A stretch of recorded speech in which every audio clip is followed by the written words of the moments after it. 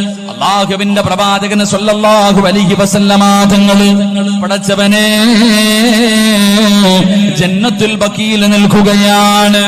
എന്റെ പ്രിയപ്പെട്ടവരെ, മദീനത്ത് പോയിട്ടുള്ളവർക്കറിയാം ജന്നത്തുൽ ബഖീലാണ്.